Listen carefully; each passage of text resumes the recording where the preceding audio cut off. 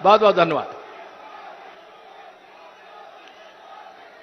शीतला माता की, शीतला माता की, कड़ा देवी की, कड़ा देवी की,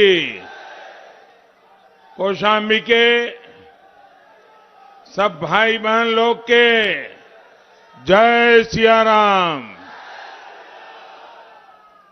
ये धरती संत मलुकदास, माता रत्नावली और दुर्गा भाभी जैसे महान व्यक्तित्वों की धरती है। मां गंगा और यमुना से सिंचित इस पावन धरती और यहां के लोगों का मैं आदरपूर्वक अभिनंदन करता हूं, प्रणाम करता हूं।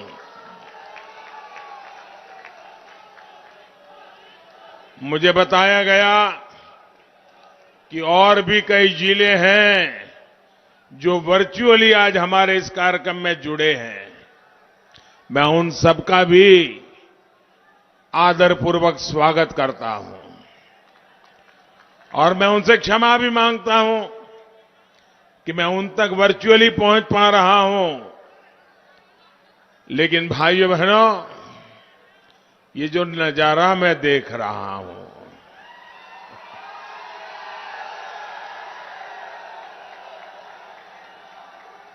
दूर दूर तक लोग ही लोग हैं। आपका ये प्यार, आपके ये आशीर्वाद हम सबकी बहुत बड़ी ताकत है। मैं आपका बहुत आभार व्यक्त करता हूं, इतनी बड़ी तादाद में आकर के आप आशीर्वाद दे रहे हैं। आज उत्तर प्रदेश में चौथे चरण का मतदान हो रहा है। यूपी की जनता भाजपा की जीत का चौका मारने के लिए, एनडीए की जीत का चौका मारने के लिए आगे बढ़ रही है। जो लोग सोचते हैं कि यूपी के लोग बट जाएंगे, उन्हें यूपी के लोग फिर जवाब देने के लिए आज पोलिंग बूथ पर लंबी लंबी कतार लगा करके खड़े हैं। भाइयों, सुनाई नहीं दे रहा है? सुनाई दे रहा है ना? आपने हाथ ऊपर किया, अच्छा अच्छा, आपका प्यार था।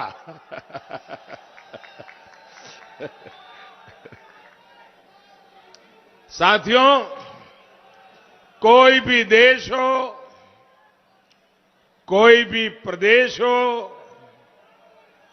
अगर उसे आगे बढ़ना है तो लोगों को एकजुट होना ही होता है। भारत के तेज विकास के लिए, यूपी के तेज विकास के लिए हम सभी का एकजुट बने रहना, ये हमारे उज्जवल भविष्य के लिए बहुत जरूरी है। भाइयों बहनों, कौशाम्बी में शक्तिपीठ शीतला माता का धाम है। राम वनगमन मार्ग है, प्रभासगिरी पर्वत है, महात्मा बुद्ध का चातुर्मासा स्थान है। कौशाम्बी महाभारत, रामायण, पुराणों तक में प्रसिद्ध नगरी है। लेकिन गौर परिवारवादियों के राज में कौशाम्बी को विकास के लिए तरसा दिया गया। ये हमारी डबल इंजन की सरकार है जो पूरी ईमानदारी से कौशाम्बी के विकास में जी जान से जुटी है। हमारी सरकार गांव-गांव तक सड़क पहुंचा रही है, सड़कों को चौड़ा कर रही है, गंगा और यमुना नदी पर बने पुल और कौशाम्बी में कई जगहों पर बने ओवरब्रिज, अंडरपास हमारे प्रयासों का प्रमाण है। कौशाम्बी को बौद्ध सर्किट से जोड़ने का काम भी हमारी सरकार ने ही किया है। कौशाम्बी में ही राम वन गमन पथ योजना, उसका काम भी तेजी से चल रहा है। सैरा रेलवे क्रॉसिंग पर बने ओवरब्रिज को महाराजा बिजली पासी के नाम पर रखा गया है। हम कौशाम्बी समेत पूरे प्रदेश की समृद्धि, प्रगति और संस्कृति के लिए काम कर रहे हैं। भाइयों और बहनों, आज जब मैं यहां आ रहा था तो स्वाभाविक था हमारे पुराने मित्र स्वर्गीय सोनेलाल पटेल जी की भी याद आ रही थी। मुझे याद है जब मैं मुख्यमंत्री था तो जब भी गुजरात आते थे हमेशा उनसे मिलने का अवसर मिलता था। वे अमूल डेयरी में रुचि लेते थे, कोऑपरेटिव डेयरी में रुचि लेते थे। उन्हें अपना पूरा जीवन गरीब, शोषित, पिछड़े, दलित वर्ग के कल्याण में लगा दिया। साथियों, आज हम सुविधा के साथ आपकी आकांक्षाओं की पूर्ति के लिए भी काम कर रहे हैं। यहां के पीतल, कांसे के उत्पादों को बर्बाद कर दिया गया था। अब हम तेजी से इसे पहचान दिलाने में जुटे हैं। वन डिस्ट्रिक्ट वन प्रोडक्ट योजना की वजह से यहां के केले की पहचान अब पूरे देश में बन रही है। साथियों, बिना भेदभाव यूपी के हर क्षेत्र का विकास, हर वर्ग का विकास भाजपा की डबल इंजन की सरकार की प्राथमिकता है। हम गरीब की छोटी से छोटी जरूरतों को पूरा करने में दिन रात जुटे हुए हैं। गरीब के पास पक्का घर हो, घर में नल हो, नल में जल हो, एलईडी बल्ब का उजाला हो, उज्ज्वला का गैस कनेक्शन हो, शौचालय हो, हमारी सरकार इसे सुनिश्चित कराने में जुटी है।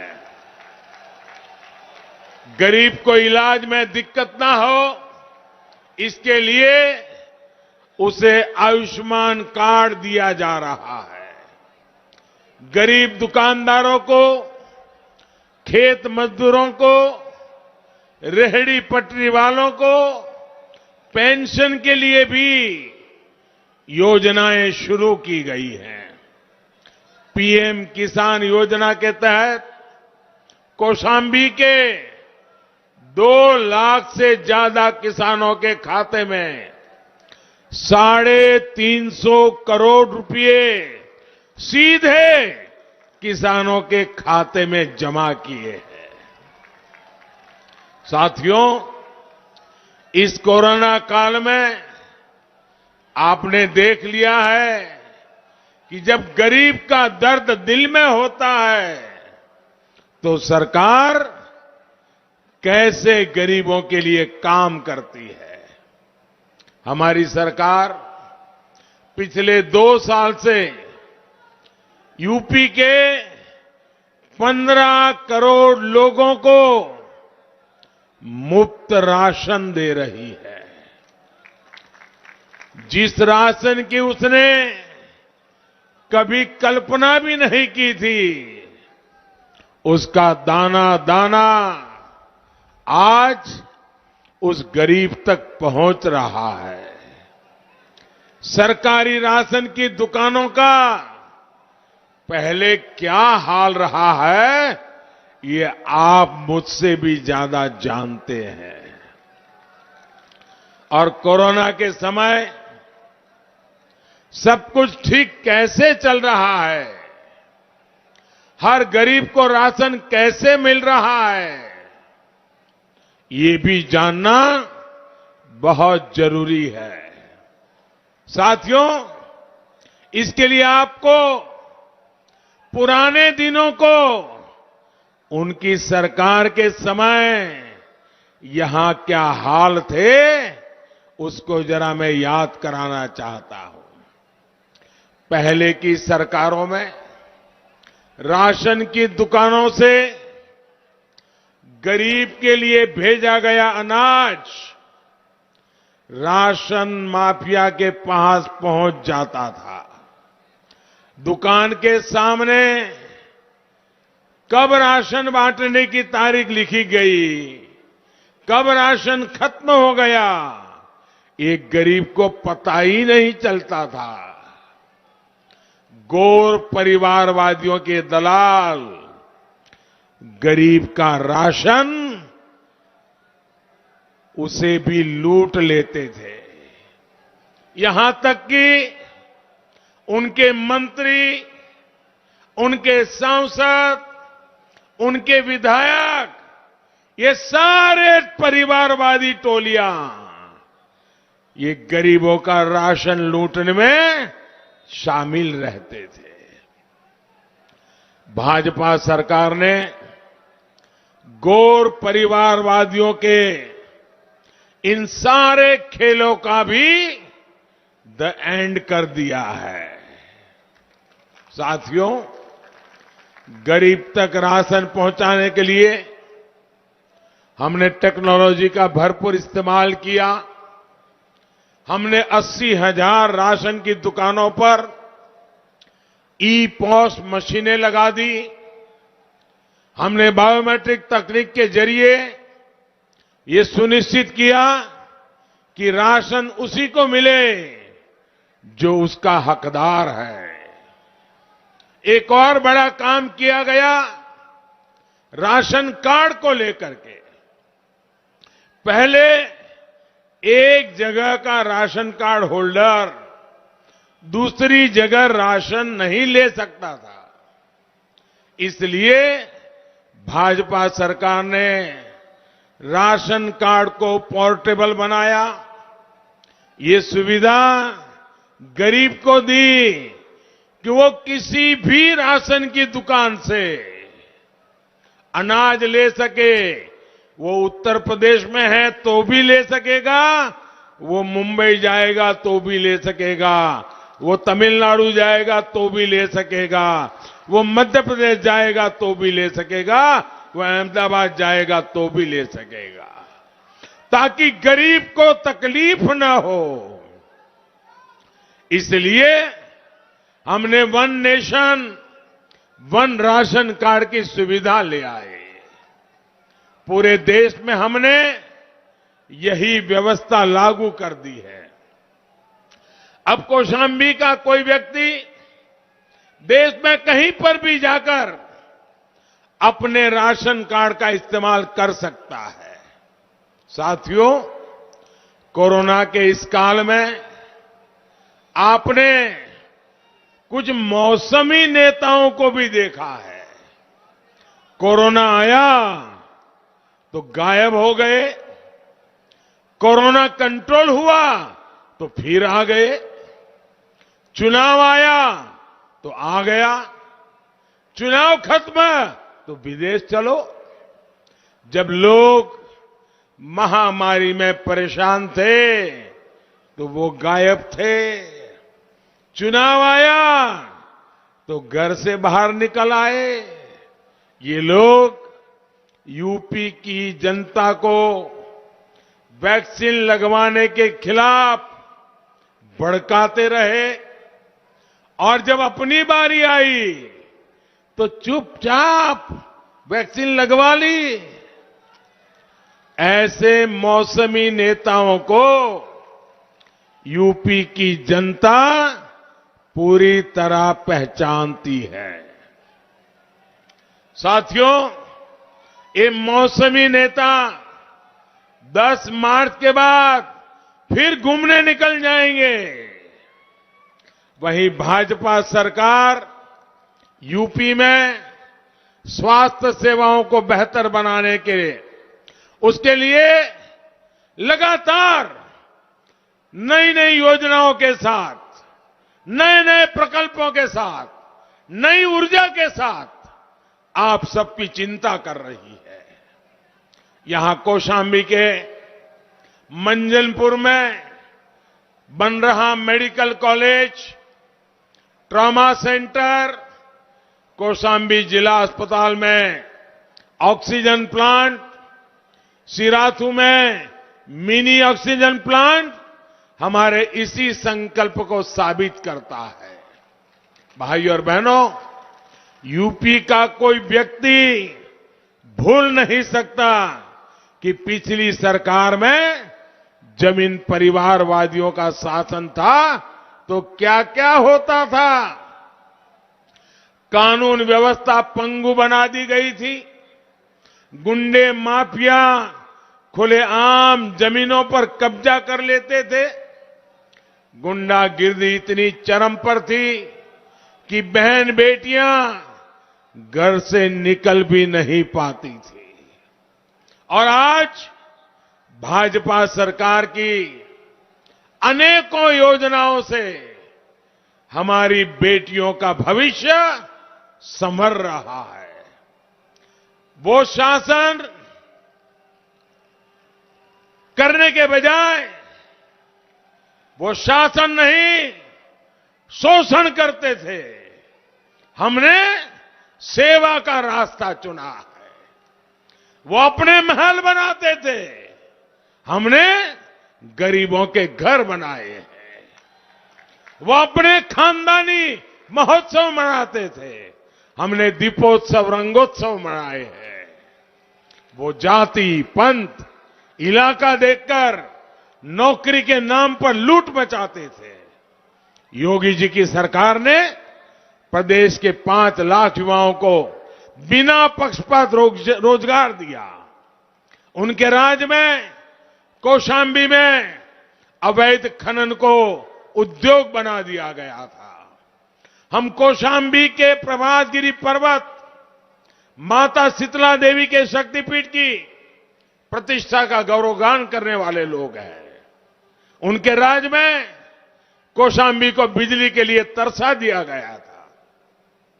आज हर गांव में बिजली है, भरपूर बिजली मिलती है।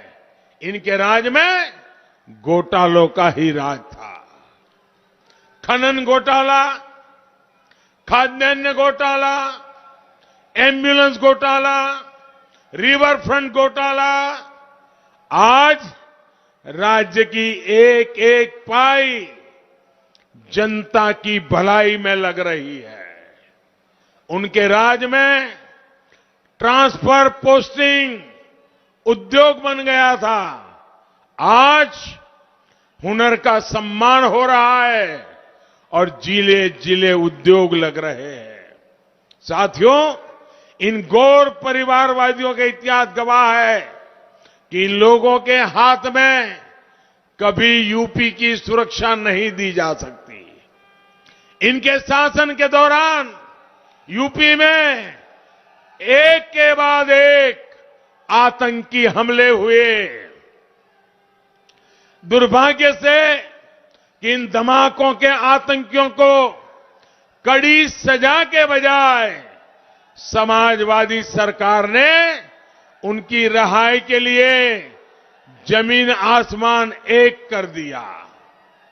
और साथियों, अभी आपने देखा है कि दोषियों को, मारने वालों को कानून से सजा मिलनी चाहिए कि नहीं मिलनी चाहिए? कानून ने कानून का काम करना चाहिए कि नहीं करना चाहिए? आतंकवादियों को जड़ से उखाड़ना चाहिए कि नहीं करना चाहिए? देश को बर्बाद करने जो आतंकी निकले थे, उन्हें अदालत ने पूरी जांच पड़ताल के बाद अनेक वर्षों तक केस चला, बहुत बारीकी से जांच पड़ताल हुई और उसके बाद अदालत ने पिछले सप्ताह सजा दी है। अब मुझे बताइए, निर्दोष लोगों को मारने वाले आतंकियों को सजा हुई, आपको अच्छा लगा? आपको अच्छा लगा? आपको अच्छा लगा? सजा होनी चाहिए थी कि नहीं होनी चाहिए थी? फांसी मिली तो ज्यादा अच्छा लगा कि नहीं लगा? न्यायपालिका ने सजा दी, अच्छा लगा कि नहीं लगा? आप सबको अच्छा लगा ना? गुनहगार को सजा मिली, आपको अच्छा लगा ना? पूरे देश को अच्छा लगा। लेकिन इन गौर परिवारवादियों में से किसी ने भी देश हित से जुड़े इतने महत्वपूर्ण फैसले का स्वागत तक नहीं किया। उनके मुंह पे ताले लग गए। भाइयों, ये क्यों चुप है? न्यायपालिका ने सजा दी है, निर्दोषों को मारने वालों को सजा दी है, 56 लोगों को मार दिया गया था। आपके मुंह पर ताला क्यों लग गया भाई? ये लोग आतंक के सामने आंख पर पट्टी बांधकर बैठ जाने वाले लोग हैं। ये लोग देश हित को दांव पर रखकर वोट खोजते रहते हैं और इसलिए ये आतंक को कभी खत्म नहीं कर सकते। और साथियों, आज मैं आपसे एक और बात कहूंगा। इन लोगों को राष्ट्र के सम्मान से जुड़ी हर बात से दिक्कत है। आजादी के बाद राष्ट्र को मजबूती देने का सबसे बड़ा काम अगर किसी ने किया है तो सरदार वल्लभ भाई पटेल ने किया है। सरदार पटेल के सम्मान में हमने दुनिया की सबसे ऊंची प्रतिमा बनाई है, सबसे ऊंची स्टैच्यू ऑफ यूनिटी हर देशवासी को एकता का, एकजुटता का संदेश देती है। देश विदेश से लोग सरदार साहब की प्रतिमा को देखने के लिए आते हैं। मुझे याद है, यहां उत्तर प्रदेश से भी बहुत से हमारे भाई बहन सरदार साहब की इस प्रतिमा को नमन करने के लिए गुजरात जाते हैं। लेकिन मुझे देखकर बहुत अफसोस होता है कि गौर परिवारवादियों के पास सरदार साहब को नमन करने का समय नहीं है, उनकी इज्जत करने का समय नहीं है। उन लोगों के पास विदेश घूमने के लिए समय है, बहुत समय है, लेकिन सरदार साहब से नाम सुनते ही दूर भागते हैं। भाइयों बहनों, मैं कल यहां कौशांबी का ही एक वीडियो देख रहा था, यहीं का वीडियो था। ये गौर परिवारवादी किस तरह दलितों का अपमान करते हैं, ये उस वीडियो में साफ दिखाई देता है। इन गौर परिवारवादियों को भगवान गौतम बुद्ध की प्रतिमा तक स्वीकार करना गंवारा नहीं है। ये भगवान बुद्ध का अपमान है कि नहीं है? अपमान है कि नहीं है? ये दलितों का अपमान है कि नहीं है? ये पिछड़ों का अपमान है कि नहीं है? ये गरीबों का अपमान है कि नहीं है? लेकिन उनको भगवान बुद्ध की प्रतिमा लेने का तो मन नहीं करता है, लेकिन चांदी का मुकुट देखा तो मुंह में पानी छूट गया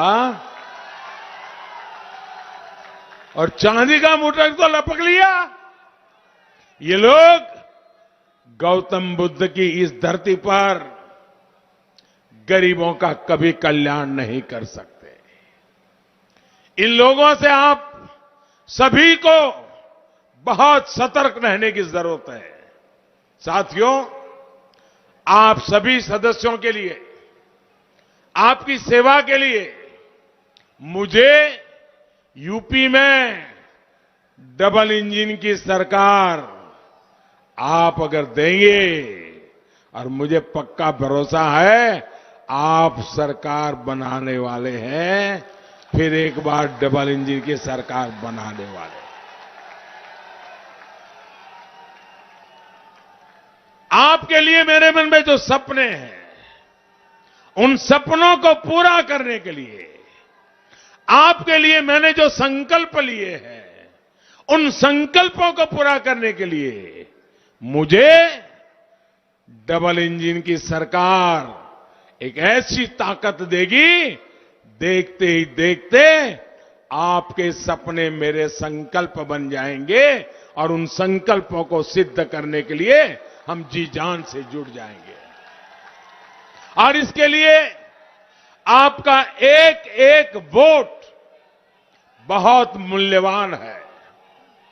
आपको ज्यादा से ज्यादा संख्या में पोलिंग बूथ पर जाना है, बीजेपी को जिताना है।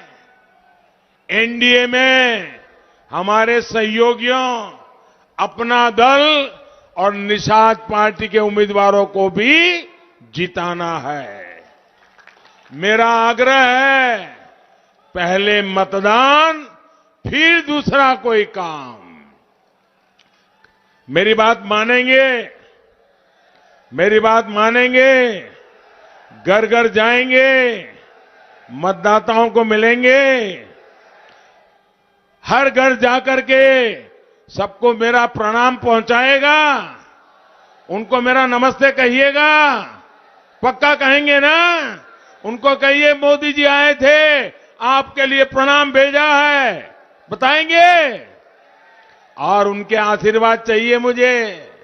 हर गरीब का आशीर्वाद चाहिए, हर माता बहन का आशीर्वाद चाहिए, हर बहन बेटी का आशीर्वाद चाहिए। और इसके लिए आप सब मेरे साथी, इतनी तादाद में आए हुए मेरे भाई बहन, एक एक घर जाकर के लोगों को चुनाव के दिन मतदान के लिए ले आइए, कमल के निशान पे बटन दबाइए और फिर एक बार डबल इंजन की सरकार बनाइए। मेरे साथ बोलिए, भारत माता की, भारत माता की, भारत माता की। बहुत बहुत धन्यवाद। सभी उम्मीदवारों से मेरी प्रार्थना है, उम्मीदवार सभी आगे आ जाएं।